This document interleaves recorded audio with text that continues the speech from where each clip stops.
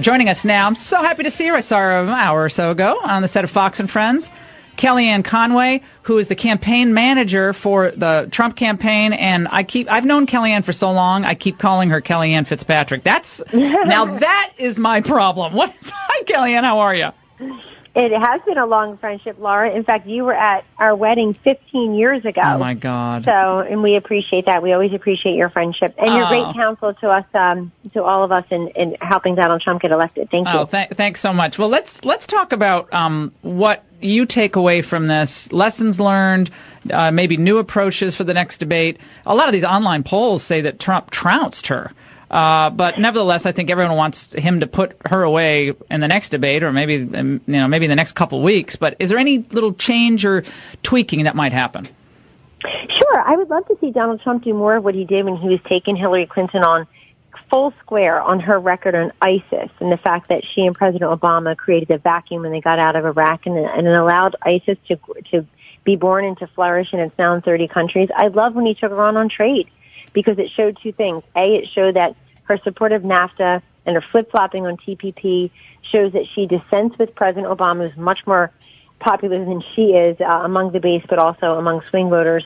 And number two, it showed that she's complicit in all the jobs that have disappeared from this country. They've gone to Mexico, they've gone to China. And I think that's a very important message, Laura, in places where, like Pennsylvania, Ohio, Wisconsin, Michigan, so many people have lost their jobs to these awful trade deals. And they heard him loud and clear. They've been hearing him for 18 months now, pretty much, talk about the fact that he renegotiate these bad trade deals.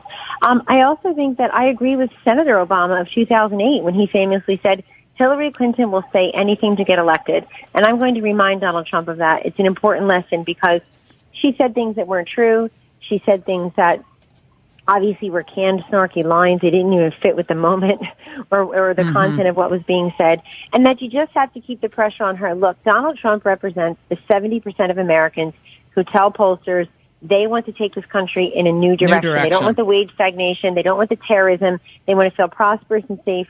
And in that way, it's a pretty significant choice. So keep making that case to people that there's a stark choice. It's a change election. And finally, that she's the one with the record to be held to account. I can't believe how much people review what he said as a private citizen about the war in Iraq when this woman went to the well of the United States Senate and proudly cast her vote for the war in Iraq. Right. And it's just everybody brushes over that. And Kellyanne, I think the other issue that he's done such a great job in discussing, especially in the last couple of months, is the question of the refugees flooding the country. 96 or 98% Islamic. The polling on this is terrible for Hillary. The polling on this is, I think in the Hill poll, it was 64%, 67% who are against bringing all these refugees in.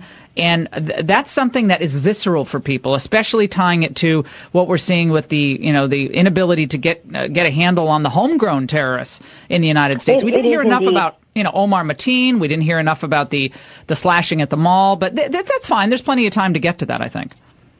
Well, there is. And, Laura, I certainly hope that the media and the voters will get to it and will press these candidates on these issues before the next debate. These debates should not be the only opportunity that we have to hear from the candidates. And if you're Donald Trump, it is not the only opportunity. He's on his way to Florida right now to do rallies and speeches. He'll be in swing states again this week. I imagine she'll be with donors at fundraisers and preparing for the next debate. But that's an important point all in of itself. It's like, why do we have to wait to tune in and look at a rehearsed practice Hillary Clinton trying to share with us every single thing she crams into her mind for that particular debate? I think voters expect, and they indeed deserve, to hear from her more frequently on these issues. When you talk about the refugees, it's an important point because people in this country have seen what's happened in Europe and what happens with these permissive policies. And, Donald Trump, some of his most resonant lines to this moment, Laura, are the ones that he started his whole campaign with, which is we have to have a country, we have to have borders, we have to know who lives here among us. And we have to be fair. It's always a question of what's fair to the refugees, what's fair to the illegal immigrants. What about what's fair to the American worker? Bingo. What about what's fair to the taxpayer? What's fair to those who are seeking a job? We've got a lot of skilled laborers in our country now who lost their jobs or who are looking to replace those jobs and are really crushed under everyday affordability. Yeah, tell their stories. I think the most powerful surrogate happens to be the campaign manager for the Trump organization, Trump campaign. Kellyanne Conway, you're the best. Thank you so much. Can't wait to see you again here on the Laura Ingraham Show. 855-40-LAURA. You take care. We'll take a break. Coming up next, Doug Schoen, the polling, what is it looking like?